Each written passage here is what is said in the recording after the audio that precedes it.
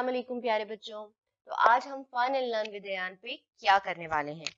आज हम picture composition की इस बुक से जो टाइटल करने वाले हैं वो है अ ट्रिप टू द जू। और आपको ये पिक्चर पेज नंबर 40 पे मिलेगी। हमारा काम ये है कि हमें इस पिक्चर को देखते हुए इसके बारे में 8 सेंटेंसेस लिखने हैं। तो जब भी हमें कोई पिक्चर दी जाती है उसके हवाले से हमें स्टोरी लिखनी होती है या सेंटेंसेस लिखने होते हैं, तो हमारा सबसे पहला काम ये होता है कि हम उस पिक्चर को केयरफुली ऑब्जर्व करें।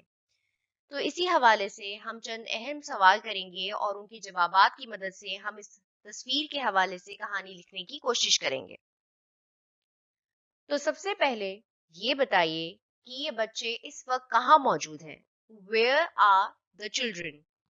जो तस्वीर से हमें साफ जाहिर है कि इस वक्त ये बच्चे जू में मौजूद हैं। The children are at the जू।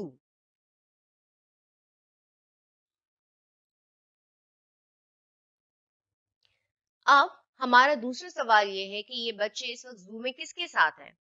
क्या ये बच्चे पेरेंट्स के साथ हैं या फिर अपने टीचर के साथ हैं।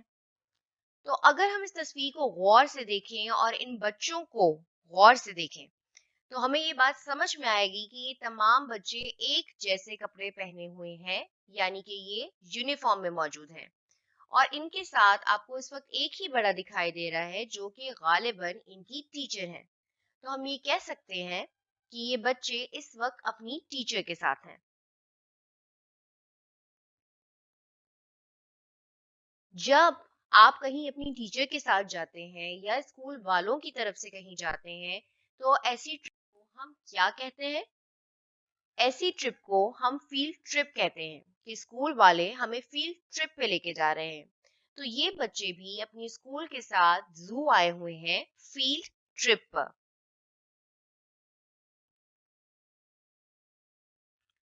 वैसे तो जू में बहुत सारे जानवर होते हैं, लेकिन इस वक्त इस तस्वीर में ये बच्चे जिस जानवर को देख रहे हैं वो है टाइगर्स। और ये टाइगर्स कहाँ मौजूद हैं। जू में एनिमल्स कहाँ रखे जाते हैं। टाइगर्स केज में है। तो आइए देखते हैं कि केज किस तरह दिखाई देता है। केज कुछ इस तरह होता है जो 6 साइड से क्लोज होता है। Top, bottom, left, right, front end back. ऐसी सेटिंग को हम केज कहते हैं।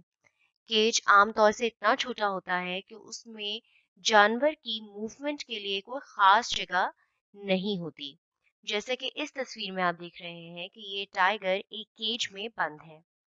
लेकिन आजकल के जूस में जो कॉन्सेप्ट है वो ये है कि आप जानवर को इतनी बड़ी जगह देते हैं जहाँ पे वो आराम से घूम फिर सकता है और इसके साथ उसे कुदरती माहौल फराहम करते हैं। अब अगर आप इस तस्वीर में देखें तो ये टाइगर किसी फॉरेस्ट में नहीं है, बल्कि ये फेंसेस इस बात की निशानदेही कर रहे हैं कि ये अब भी एक बंद जगह पर है। तो ऐसी जगह को हम एनक्लोजर कहते हैं। हमें जो तस्वीर यहाँ दी गई है इस तस्वीर में भी ये टाइगर्स एनक्लोजर में मौजूद हैं।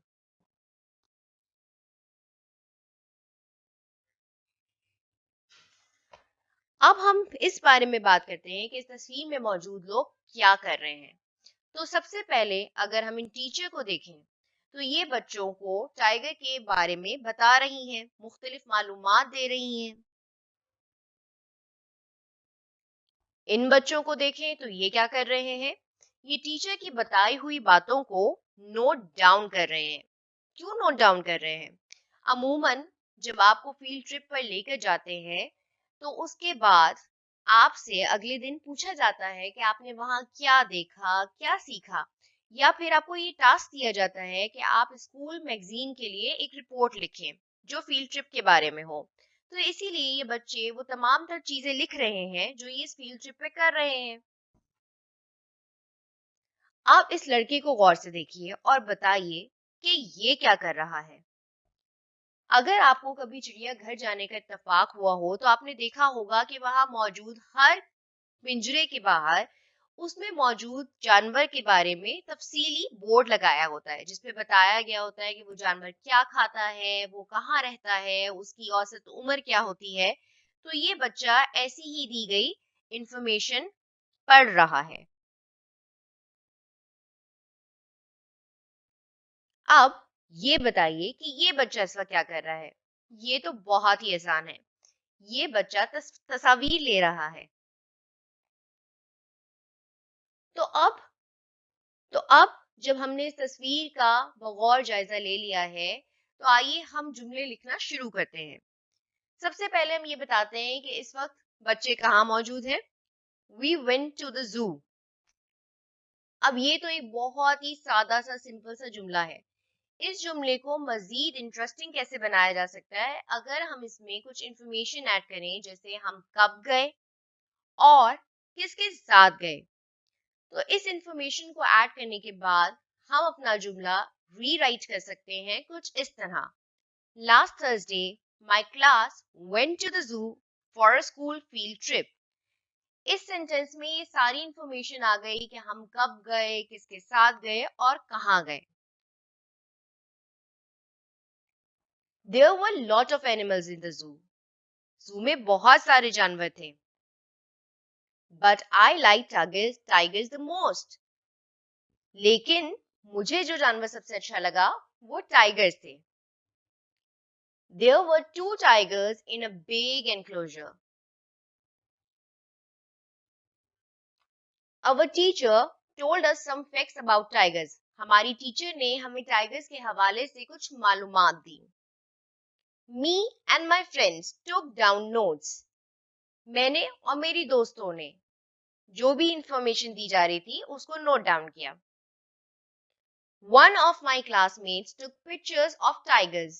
मेरे एक हम जमात ने टाइगर्स की तस्वीर ली। अब तक हमारे 7 जुमले हो चुके हैं और अभी हमें एक फाइनल सेंटेंस लिखना है जो कि हमारी स्टोरी का आखिरी सेंटेंस होगा, जिसमें हम अपनी बात को कंक्लूड करेंगे। तो हम उसमें ये बताएंगे कि हमारा दिन चिड़ियाघर में कैसा रहा, हम फील्ड ट्रिप पे हमारा दिन कैसा गुजरा, क्या बहुत थकावट महसूस हुई, बहुत थक गए थे हम आखिर में। और अगर ऐसा है तो इस बात को हम कैसे कह सकते हैं, it was a tiring day और it was an exhausting day. और अगर हमारा दिन जू में बहुत अच्छा गुजरा, हमें बहुत मजा आया, तो इस बात को हम किस तरह एक्सप्रेस कर सकते हैं। We had a good day at the zoo। We had a fun-filled day at the zoo। We had an exciting day at the zoo। या हम ये कह सकते हैं We enjoyed the field trip। तो अब जब हमने ये सारी बातें कर ली हैं, तो ये रहे हमारे वो 8 सेंटेंसेस जो हमें इस तस्वीर पर लिखने थे। Last Thursday, we went to the zoo for a school field trip। There were lots of animals in the zoo, but I like tigers the most। There were two tigers in a big enclosure। Our teacher told us some facts about tigers। Me and my friends took down notes। One of my classmates took pictures of tigers। We had an exciting day at the zoo।